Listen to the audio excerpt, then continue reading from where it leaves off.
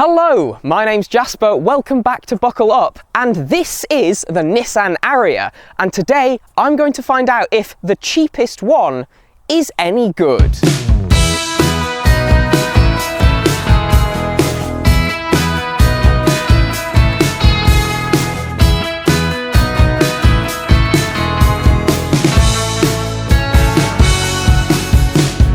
We'll start with some styling at the front, and this is the Ariya, which means it's got Nissan's corporate face. It's not a grille here because it's blanked in for efficiency reasons, but it's a very prominent presence on the road. One thing I really love at the front is how large these LED daytime running lights and indicators are. They're a very central feature at the front of the car and quite eye-catching. You've got your Nissan badge and your blacked-in grille, as well as black elements of highlighting around your bumper and around some actual vents for airflow around to the wheels. Your headlamps sit higher up on this car, and you've got some patterned elements in this black plastic here. Around the side you can see more of your pearl black highlighting elements, which contrast nicely with the warm silver paintwork. This is a kind of metallic finish, but in some lights it looks matte, and in a lot of lights it looks a little bit beige. But other paint options are available, and actually if you don't specify a fancy paint, this car costs you less than £40,000, meaning you don't have to pay the higher level of vehicle excise duty, which is a plus. On the front quarter panel on the other side, you get your charging flap. We've got some large 19-inch alloy wheels with aerodynamic plastic inserts in them, but based on the size of this sidewall, you wouldn't think they're 19-inch alloys, and actually that works in this car's favour because it's nice and comfortable. You've got a relatively raised profile with contrast black elements all the way around to the back of the car, and then you've got a lovely bit of bright work over the top of the window line. This roof line is quite nice and swoopy, and it comes down to a rear spoiler. Around here at the back of the Ariya, you can see firstly that it is in fact the Ariya, because you've got your badging down here, as well as Nissan written out across the width of the boot, just below a very nice swoopy light bar. So you've got a red lamp across the entire back end of this car that curves round from these light clusters here. High level brake light on the tip of your spoiler, which has got some aerodynamic elements to it, and then a very shallow rake on your rear screen, which gives the car a very swoopy coupe style profile. You do get a rear wiper though, which is good for rear visibility. Down here at the bottom, you've got more pearl black elements, and they're styled to look vaguely sporty, but this car has a completely flat floor underneath in the name of efficiency. You've got a reversing camera and rear parking sensors, and even on the base spec you get front parking sensors as well. So parking this, despite it being quite a long vehicle, isn't too much of a struggle. If we have a look inside the boot, you will start to see where that coupe style profile does begin to impede you a little bit. So the space back here, whilst looking impressive, is actually about 80 litres smaller than the boot of the VW ID.4, which is a competitor to this. I've got 466 litres of space back here, but it's very usable, and that's because with the false floor in place, you've got absolutely no load lip whatsoever, and Nissan do this great thing with their boot floors where this back section can be oriented vertically, which means if you've got a bag of shopping in a bag for life, you can drop it down here, and when you go around a corner, it won't fall over or fly about in the boot. So that divider is actually really handy, unless you're called Harry King and you don't like it. Underneath the boot floor, you do get a smidge of storage, but down here you've just got your 12-volt battery, can of tyre goop and an air compressor.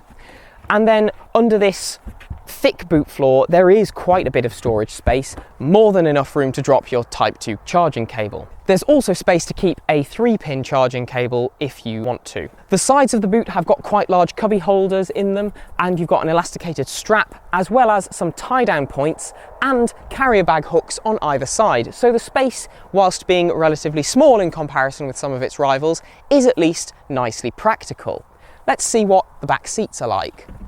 Before I get in, there are two things that Nissan do really well that mean this is quite practical. The first of which is your rear doors open nearly 90 degrees, meaning that getting in and out of the back, especially if you've got a child seat, is dead easy. The second thing is, if you fold these rear seats down, you get a completely flat load floor if you've got that rear shelf in place, and you get 1,350 litres of space back here.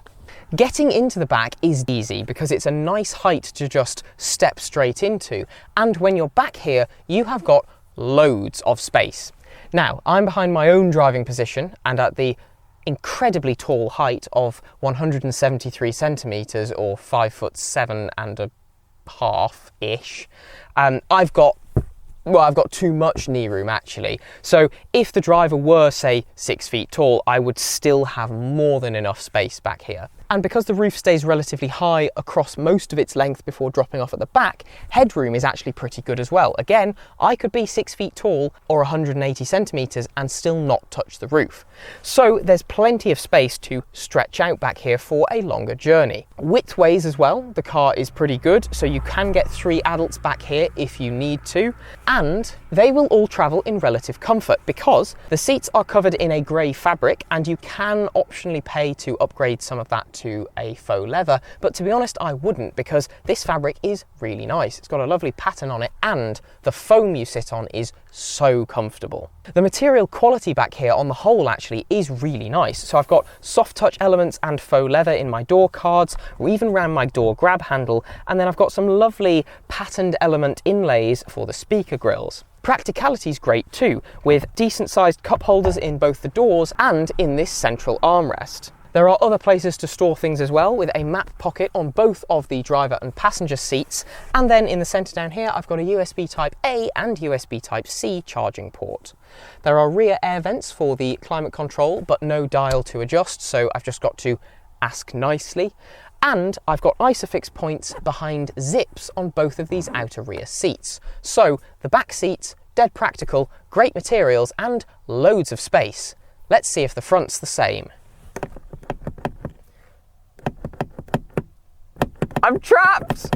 Ah! Well, wouldn't you know, I've got loads of space up in the front as well. If I wanted to do an Irish jig in the centre console area down here, I've got space to do so, because there's absolutely nothing down here save for some lovely ambient lighting. The material quality up here is the same as what you get in the back, but I've got the addition of some kind of vaguely wooden textured material that is along the centre of the dashboard and also on this centre console. My steering wheel is wrapped in faux leather, and I've got the same material on the door cards, which is nice and squidgy, and on the dashboard, which is also nice and squidgy. There are a few elements of gloss plastic on the steering wheel, and this is a 2-spoke design, which is quite futuristic. And then I've got a line of brushed metal styled plastic running across the centre of the dashboard, which hides my air vents for the front seats. Practicality in the front is even better than the back, because I've got massive door bins down here which take a bottle. I've got a pair of cup holders underneath a roll top cover in the centre console, and then down here I've got space for my phone, which I can just slide underneath this armrest. On higher trim levels you can get a wireless charging pad under here, and then back here there's also a little cubby holder. Now you might go, well, where's the rest of the storage? You get 2 glove boxes in here, because I've got one here and a second one here, both of which are really good sizes, and you can get certainly the owner's manual and a few other bits and pieces in here. Again, on higher trim levels you can actually get a drawer in the centre down here, and on high trim levels this centre console's position can actually be electronically adjusted. Because this is the base trim, this is fixed, but the interior is absolutely practical enough. It's also got the best feature in the world, which is a sunglasses holder in the roof. Very handy. Down in the footwell you also get a 12-volt socket, USB Type A and C charging connections, and a little cubby to put your phone if you desire. Controls in this cabin are a reasonable point as well. So I've got a range of physical buttons all over my steering wheel, which are nice and tactile. They click in a very pleasing manner when you press them. I've got a dial on the left-hand side for scrolling through menu options, and then on the right I've got all of my cruise control setting options as well as my hands-free controls. In the centre, I've got Nissan's flick it backwards and forwards electronic shift gubbins, which is easy enough to use. And then down here I've got some buttons for my E pedal on and off and drive mode, which have to be pressed quite firmly. And in the centre I've got a range of touch sensitive haptic buttons for my climate control, and these are always there, always accessible, and always illuminated. Weird that, quite handy.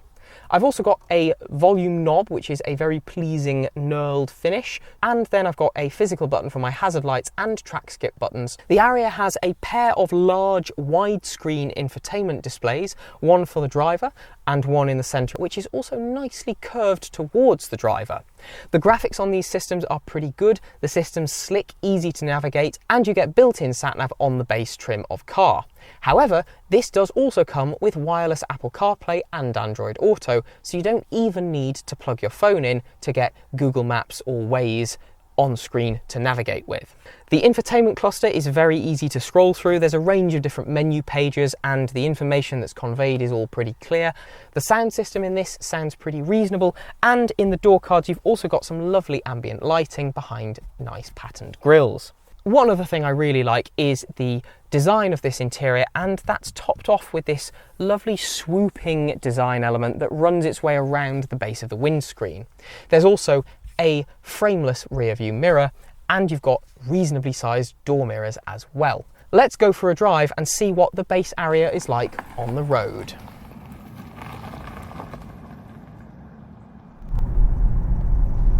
So, driving the Nissan Ariya Engage, what is it like? This driving experience does not feel cheap, despite this being the cheapest model of Ariya available. And that's helped by the fact that it's very quiet, it's very comfortable, and I'm surrounded in relative luxury. The interior of this car is absolutely lovely, and I really like how it's laid out and the materials you've got in here. They all feel very premium. This Ariya is the cheapest model because it comes with the smallest battery pack and is two-wheel drive only. So I have got a 63 kilowatt-hour battery pack driving a single motor at the front wheels. This single motor produces at its peak 217 PS and 300 Newton meters of torque, both of which are respectable figures but not outright powerhouse figures. So the outcome of that is that this car is one that allows you to progress well, but not necessarily quickly. It does 0 to 62 miles an hour in 7.5 seconds, and it does gain pace relatively well, but it doesn't pin you back into your seat. The Ariya is dialed in such a way that it means you get a nice waft of power, but you aren't kind of smacked by it. And I quite like that. It's a very ice-like driving experience, the way the power is delivered in this. It doesn't hit you, it just builds quite nicely. That 63 kilowatt-hour battery pack should allow you to drive, according to WLTP figures, 251 miles on a full charge. And I'm actually quite pleased to report that in my real-world driving, where I've not been trying to get good economy, I've achieved quite close to that. So by my calculations, I'd be able to do about 225 miles on a full charge. Since I last charged this car, I've done an average of 3.6 miles per kilowatt hour, which is actually pretty good. The Ariya will fast charge at a rate of up to 130 kilowatts.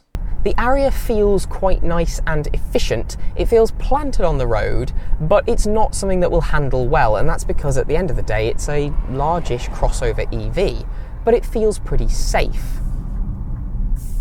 The steering gives you basically no feedback, but that's a running theme with EVs in this segment. However, you can independently change the weight of the steering irrespective of the drive mode you're in, which I do quite like. So that means if you like the heavier steering you get in sport mode, you can elect to have that at all times. You get 3 drive modes. You get Eco, Normal and Sport, and to be honest, the entire time I've had this, I've left it in Normal because it gives you a nice blend of reasonable throttle response, but enough poke without having to really flex your foot on that throttle pedal. You've also got Nissan's E-pedal, which you can enable or disable, and that means that if you gently lift off the throttle, it has the effect of engaging the regenerative braking and actively slowing the car down using the proper brakes as you get a bit slower. It will reduce the speed down to a nice walking paced crawl. Equally, higher speed driving in this is really easy to do. I've done a good long distance motorway drive in this, and it was very comfortable, very quiet, and you've got fully adaptive cruise control, but because this is only the Engage, I don't have Nissan's Pro Pilot system. That is an optional extra I can choose, and if I did have that, it would auto steer and keep me centered in my lane. Whereas without Pro Pilot, I get lane departure warning, but it won't actively keep me centered in my lane. It'll just tell me I'm veering out of it. Again, if you get Nissan's Pro Pilot, as well as the full kind of proper adaptive cruise control and lane keep assist, you also get the function where in traffic it will stop and start driving the car for you. Whereas with the adaptive cruise control on in this model without Pro Pilot, it will bring me to a stop, but it then disengages and the car will actually start creeping forwards. These are small compromises, and realistically in day-to-day driving they don't have a massive impact, but if you want that stop-start driving to be automated, you do need to either specify the Pro Pilot or go for a higher trim level, but both of those things will push your purchase price over £40,000. The level of tech, refinement and luxury in here is actually really good. So I've got auto headlamps with full beam assist, I've got auto wipers, and those lights and wipers and those functions all just work really well. Nissan are very good at engineering things to just happen in the background without you having to interact with things. So the e-pedal integration is really nice. It's a safe and competent drive whilst not being an exciting one. So with that, that's probably about enough. Let's pull over and conclude. So, the Nissan Ariya. What do I think of the cheapest way of getting yourself into this model? Well, actually, it's great. You've got a lovely interior with loads of space, and with a reasonable range and fast enough charging options, this is actually quite a good buy. So if you want a car in this segment that is at least vaguely interesting, maybe check out the Nissan Ariya. That is everything for today's video. So if you'd like to support the channel, there are a few different ways you can do that. The first of which is all of our social media, linked in the video description down below. Please go and follow us in one or all of those places.